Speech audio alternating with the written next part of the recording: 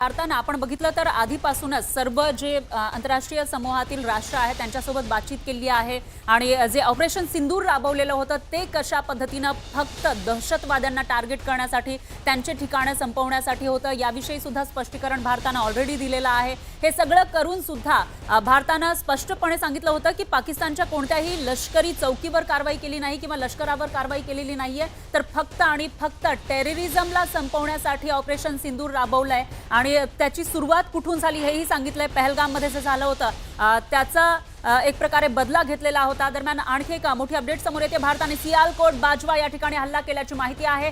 पाकिस्तानने जेव्हा भारताला लक्ष्य केला, भारताच्या दिशेने आपले मिसाईल पाठवले, ड्रोन पाठवले, त्यावेळेला भारत हा शांत बसणार नाही हे दाखवण्याचा प्रयत्न भारताकडून केला जातोय।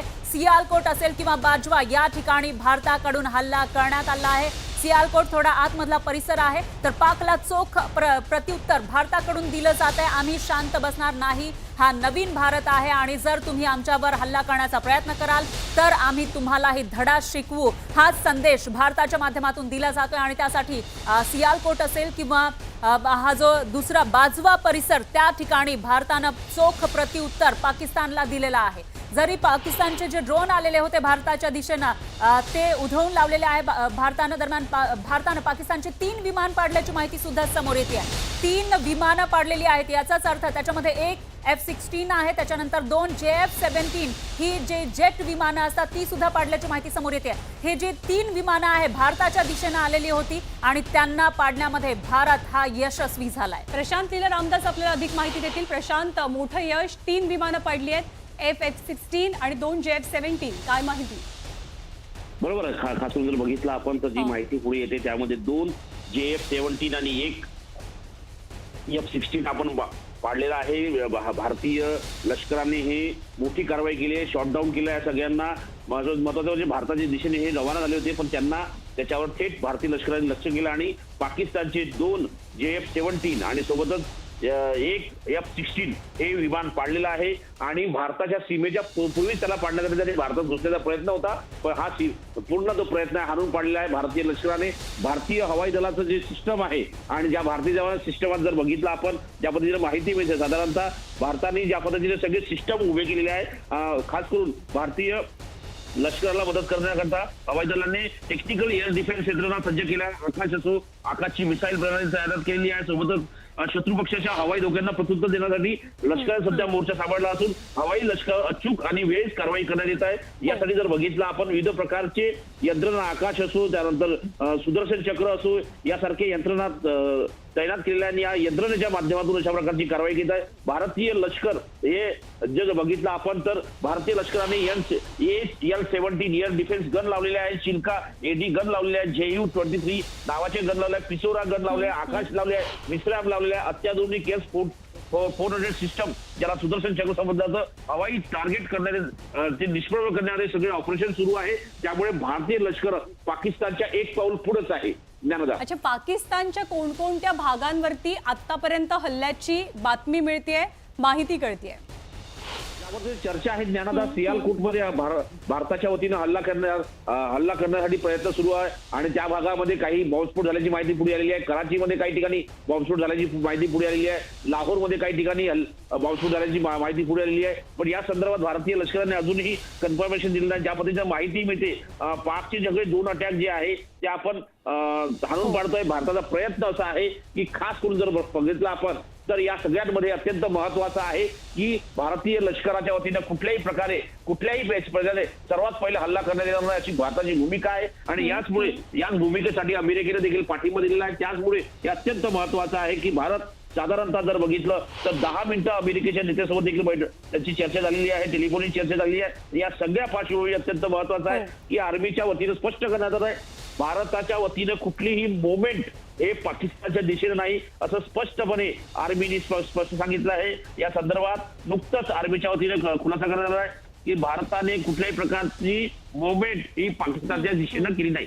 बरोबर आहे, भारत फक्त स्वतःचं रक्षण करतोय, भारत फक्त आपल्यावरती झालेल्या हल्ल्याला उत्तर देतोय। भारताने कोणतीही सीमा ओलांडलेली नाही किंवा आंतरराष्ट्रीय नियमांचं उल्लंघन केलं नाही। प्रशांत, या आत्ताच्या परिस्थितीच्या पार्श्वभूमीवर दिल्लीमध्ये सुद्धा घडामोडींना वेग आलाय। कोण कुणाला भेटतंय, कोण कुणासोबत बैठक करतंय? ज्ञानदा अत्यंत महत्वाचा आहे. राजनाथ सिंग जे केंद्रीय संरक्षण मंत्री आहे, हे CDS chief of defence staff आणि तीनही दलाचे प्रमुख जे आहेत, हवाई दल, लष्कर आणि नेव्ही, या तीनही दलाच्या प्रमुखांसोबत संपर्कात आहे.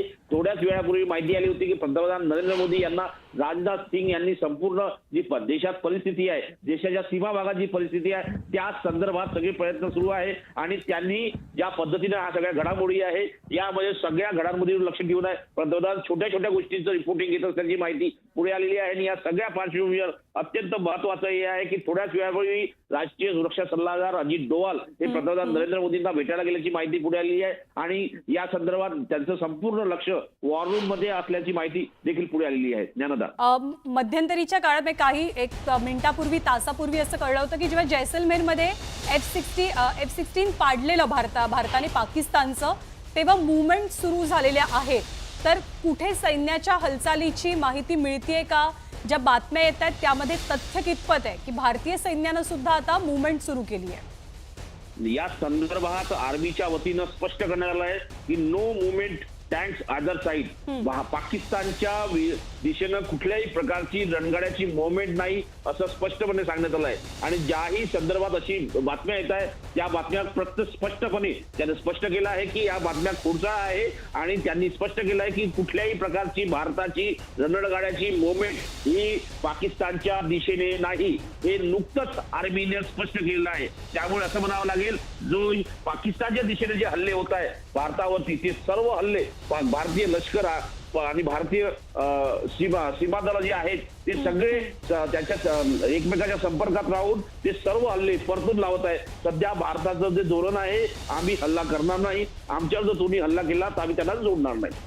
बरोबर आहे. छेडेंगे तो छोडेंगे नाही, हा असंच धोरण भारताचं आहे. मात्र प्रशांत, आपण जे सुरुवातीला बघितलेलं होतं, जेट विमानं भारताच्या दिशेने येत होती. आधी तर ड्रोन पाडले, त्याच्यानंतर मिसाईल पाडल्या, आणि आता जी F-16 असेल किंवा JF-17 सारखी विमानं ही भारताच्या दिशेनं सोडलेली होती त्यांनी.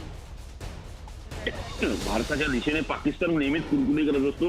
त्याचमुळे भारताच्या वतीनं जे 2 JF-17 पाडण्यात आले, सोबतच एक F-16, हे दोनही अत्याधुनिक, खास करून चीनकडून मिळालेले हे त्यांना कर्ज स्वरूपात मिळालेले हे विमानं होते. आणि त्याचा वापर ते भारताच्या विरुद्ध करत होते. भारताची शक्ती जर बघितली पाकिस्तानच्या तुलनेत फार मोठी आहे. असं असताना तरी ज्या पद्धतीनं याच्यावर घुसखोरी करणारा पाकिस्तान आता थेट अशा प्रकारे हल्ले करण्याचा प्रयत्न करतोय, हे सुद्धा हल्ले भारतीय लष्कर निश्चितपणे हाणून पाडत आहे. आणि त्याचे F-16चं विमान असो, 2 JF-17 विमान असो, हे पाडलेले आहेत. आणि तेही त्यांच्या सीमेत पाडलेले असल्याची माहिती सूत्रांनी दिली आहे. त्यामुळे एक मोठं ऑपरेशन जे पाकिस्तान करण्याचा प्रयत्न होता, पाकिस्तानला भारतावर हल्ला करून एक प्रकारे संपूर्ण जगाला दाखवून देण्याचा प्रयत्न होता की आम्ही आमची सुरक्षा यंत्रणा उभी करतोय. पण ज्या पद्धतीनं त्यांनी जर बघितलं आपण, तर त्यांनी एक प्रकारे भारताच्या सार्वभौमत्वावरती हल्ला करण्याचा प्रयत्न केला. भारताने त्याचा हल्ला परतून लावलाय. ज्ञानदा, प्रशांत, आणखी एक महत्वाची गोष्ट यामध्ये, ती म्हणजे